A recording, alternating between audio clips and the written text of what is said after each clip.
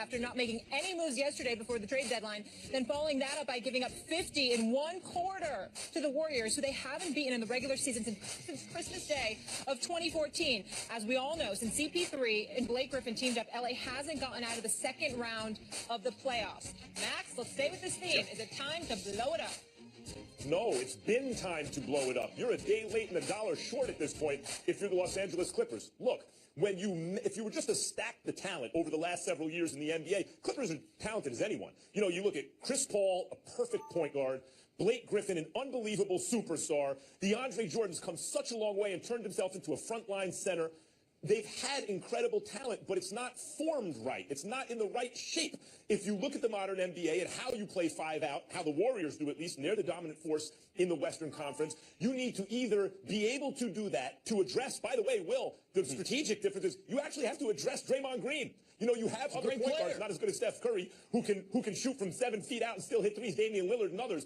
But what makes the Warriors different is actually Draymond. So you got to address that. Or if you say, no, we're going to zig while everyone else is zagging, you got to be able to exploit the Warriors in the post, which is not exactly DeAndre Jordan. I mean, if he catches it right around the basket, he can put it in, but that's about it. And Blake Griffin Doc Rivers doesn't seem to use Blake that way against the Warriors.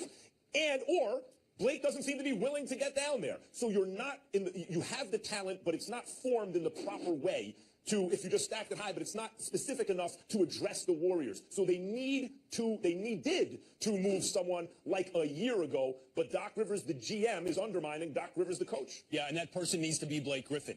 I agree with you. These three, we all become enthralled with the idea of a big three. Get 3 stars to superstar range players, and you can compete. But these three, we have seen their ceiling. They've had multiple years now where we know they can't advance to the Western Conference Finals. They're now, what are they, 4th in the Western Conference, and they're in a bunch with, they're not with the Rockets and the Spurs. They're down by the 5th, 6th, 7th seeded teams. This is where they are. And the team they have to beat, Max, the team they have to beat in the end is blowing them out by 17 points, by 44 points. Granted, Chris Paul wasn't playing last night when they lost by 10. But it seems like the question is this: where is this going? The upside for this team and these three, we seem to have found it. We seem to have found the ceiling for Blake Griffin, Chris Paul, and DeAndre Jordan. And I agree, what they need is, what they seem to lack is that A1. That player that you know the ball is in his hands at crunch time. Chris Paul can be that guy, but it's the wing they need. It's the guy that can take the ball, score from 3, drive to the bucket. Sure. And I think Blake Griffin is the tradable asset that can get you that. I heard you and Stephen A. debating this the other day. Carmelo, if there was a place that Carmelo fit, this was it. It's time for the Clippers to see if there's another mix. It's hard. You say, we've got the 3 guys. We add a 4th. If we can add just a good wing player, then we're there. But they failed on that quest. They failed to find that 4th guy. Now it's time to find out if they can find a 3rd guy who can be their number 1.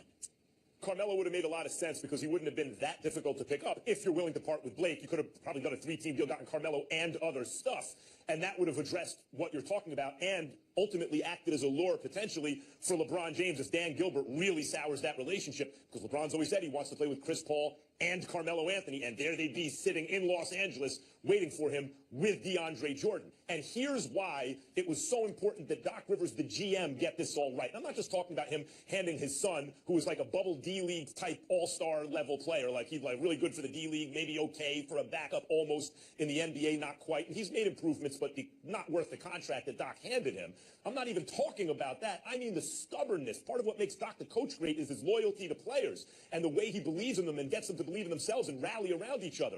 But that stubbornness, Doc Rivers, the coach, has affected Doc Rivers, the GM. And why has that been so important? Why is it so important for the Clippers to get this right now? Will, I was just in L.A. doing a radio show with Marcellus Wiley and Sports Nation for almost 6 years, and I can tell you that town loves the Lakers and does not care about the Clippers. And the Lakers are going through the worst period in the history of their franchise in L.A.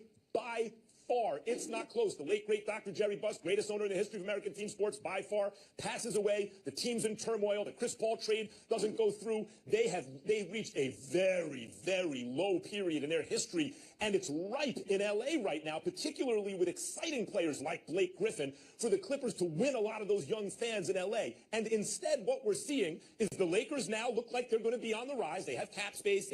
They're under new direction. If Jim Buss was holding them back, that's been addressed now. And how many playoff wins do the Clippers, even wins, do the Clippers have to show for this, by far the greatest era in their history? A handful, more than the Lakers in their worst era? I mean, this was the window for the Clippers to make inroads in L.A. They're failing to do it because Doc Rivers, the GM, Doc Rivers, the coach, is talking Doc Rivers, the GM, into making bad decisions. Yeah, I don't want to make a habit of agreeing with you too often, but I actually think that window is on the window to closing. As you said, it's overripe. It's past time to have changed the equation. And it's fascinating, Max, that it was just a short 2 years ago that we were talking about the Clippers and everybody flying to Houston to keep DeAndre Jordan. Everything looked so rosy, and this was going to be the three that took them to the future. And the Mavericks got completely derailed in the process. And here we are 2 years later, and did that really work out? Not that DeAndre Jordan's the problem, but these three as the nucleus. Is that really going to work out?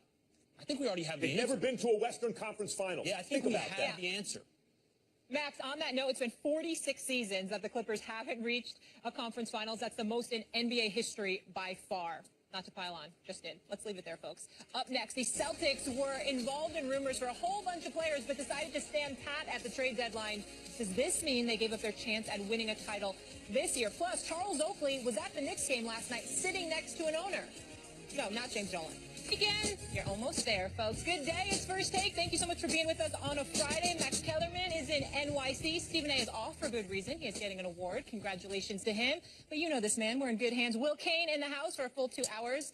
Looking forward to this. Glad to be here. It's going to be fireworks. Good to have you. You ready to work, Molly, Max? hey, Will. How we doing? Molly, I can just say now, I mean, it's 2 hours from now. I cannot wait to hear your final take on Jameis Winston. I can't wait to hear it. Yeah, I might have went in.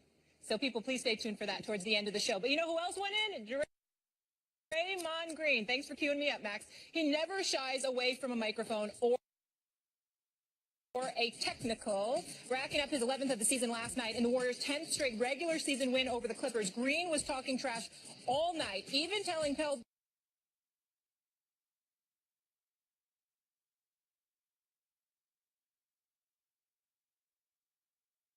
Paul Pierce, he won't get the farewell tour Kobe got as his coach prompted them to play with more motion, and his fire lit up the rest of his squad, who put up 50 in the third quarter alone. But when you're living on the edge, or in Draymond's case, playing on the edge, sometimes it's fireworks, and sometimes you get burned.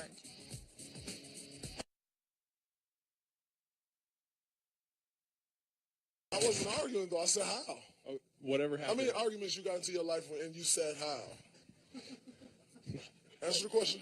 A couple, maybe. A couple. And all your response was how, and there was an argument. You never know with girls sometimes. All right, I agree with you. But if you just say how, that means you're getting argued at.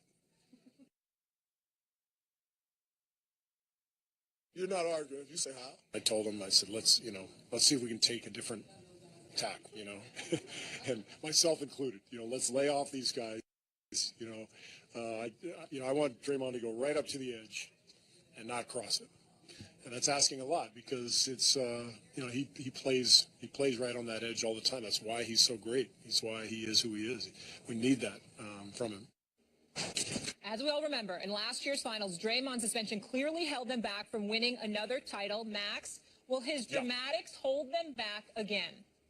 Well, I don't know if you can even say that it held them back last year because you're comparing him to himself. Look, the answer is no. He's not going to hold them back from winning a title because that assumes that you can find someone else who can do all the things he can do and have the emotional temperament to just to taper it back a little bit so nothing bad ever happens. That's assuming a lot. Who's like Draymond Green? He's an elite defender at 5 positions, which means he can switch and everything, pick and roll, doesn't matter the combination. He can play in any lineup and against any lineup. And that alone would make him a very, very valuable NBA player. But that's not all he does. He also shoots the three well, which means that defenses are sucked out and it allows everyone else space to operate. They can play 5 out. He also runs the floor very well at exhausting the other bigs. He also is an unselfish player, and he's high energy and leads them emotionally at times. So when you look at that entire package, you can say, if only he was on the other side of the emotional line sometimes, he wouldn't have been suspended in Game 5 and they would have gone on to win the title. But without Draymond Green there,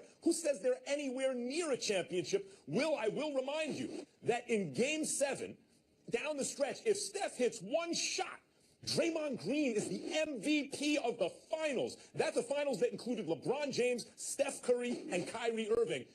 One shot, 1-3 that Steph would have hit, and Draymond, in the last 4 minutes of the game, Draymond's the finals MVP. I don't see how you can say that guy holds you back from winning a championship. Because his question isn't theoretical, Max. He already has. If we're lining up the ifs, ands, or buts, if we're playing the games of abstractions and what could have been, trust me, I'm making fewer leaps than you are. Draymond getting himself suspended in the finals last year most certainly cost the Warriors their championship. 3-1 lead, Game 5 suspension. You think if Draymond plays in that game, the dominoes don't fall in a different way? Maybe they'll win that particular game, Max, but momentum shift swings are huge in a series like that. Draymond getting suspended and costing his team a title isn't theoretical. It's been done. And what I would offer you this is he might be the only thing that can cost the Warriors a title this year. I mean, you know, if I were making a list of things that could deny the Warriors a championship this year, he's definitely top 3. What, LeBron Magic, again, greatest player in the world, rises to the occasion once again. Maybe Greg Popovich runs some Greg Popovich magic in the Western Conference Finals. But 3, right there in the top 3, is Draymond Green implosion again. Molly alluded to it. You said this. Live on the edge. Genius lives on the edge constantly. But Draymond's problem is he crosses over the edge. You heard it from his coach. We can all see it. It's not talking trash to Paul Pierce, by the way. It's this nonsense kick to Blake Griffin. I don't know if we've been playing that video or not, but this crazy, flailing, childish kicks that he throws out. It's blowing up on Kerr on the sidelines. These are the kind of things that can derail what is a historically great team.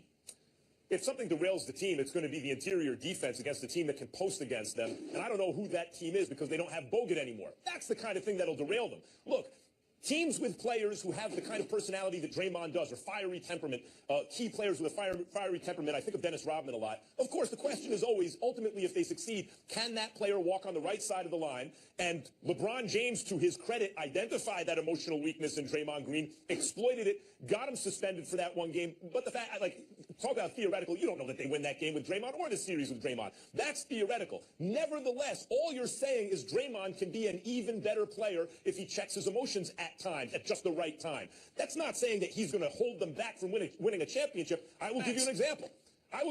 Will Kane. 1926, Babe Ruth is caught. He's tagged out. He's tagged out at second base to end Game 7 of the World Series with a slugger, Bob Musial, at the plate. He's thrown out trying to steal second base. One a very good base stealer. He's thrown out in Game 7 of the World Series. Babe Ruth cost them the World Series, except that the only reason they're in Game 7 is because Babe Ruth hits them to the World Series and then hits home runs during the World Series to take it to a Game 7. Did Babe Ruth hold them back from winning a World Series? You're comparing him to himself. He can be an even more perfect player. That's all you're saying about Draymond. Wow. He's not going to hold them back because he is one of the key reasons they get as far as they do. I certainly respect your baseball knowledge. I do. It's impressive. 1929 evidence might be a bit dated. 1926. Oh, I'm sorry. Let me add 3 years to that equation. 1926 evidence might be a bit dated. Let me rely on something a little more recent, if you wouldn't mind me. Just indulge me. I know a guy who argues debates on television often named, Max Kellerman. And Stephen A. Smith, and everyone I've encountered over the past 6 months who have constantly told me that the problem with Tony Romo is this, that the best ability is availability. The problem with Tony Romo isn't his play, it's whether or not he's going to be on the field. How many times have I heard that argument? What did you put the over-under on? Sure, 1 million. Okay. It's the same with Draymond. If he's not on the court, he hurts his team. And you're right, all the statistics you rattled off about what Draymond brings to a team. No one's argument is that Draymond isn't a great player. Draymond is a great player. But greatness, and even more than greatness, genius, lies on that line that Steve Kerr mentioned. The line, the edge between complete and utter success and complete and utter failure. Draymond, too often, crosses over. We can lift him up. I'm not arguing that. Of course. Will, you're right about that. Of course he would be, but what you're saying is he would be even better if he could walk that fine line more expertly. Yes, we agree with that. He could be a more perfect player, and that would make the Warriors even better. But if there was no replacement for Romo, if you didn't have Dak Prescott, and Romo got hurt, say, in the Super Bowl, and yet you still almost won, you would be on TV arguing with Stephen A. and me, how could you blame this on Tony Romo? Without him, he didn't hold them back. Without him, they wouldn't have gotten as far as they did. And by the way, again, address this point. All right. He's one Steph Curry shot away from Finals MVP. How does that guy hold you back? He was going to win the MVP. It's not his fault the team didn't score in the last 4.5 minutes of Game 7. One score, and he's the MVP. First of all, let's take a moment to just acknowledge the genius that it takes to turn a Draymond Green topic into a Tony Romo topic. Let's just talk about the genius it takes to force the appreciate Cowboys that I'm alive into for that any reference. equation. I will give you that. But I don't think I'm stretching here. The thing is this, Max. I understand. You can find ifs, ands, or buts. You can find missed threes. You can find other players that didn't rise to the occasion on the moment they were needed. But Draymond is a pattern of behavior. It's George W. Bush's famous line, fool me once, shame on me. Fool me. No, I'm going to mess it up just like he did.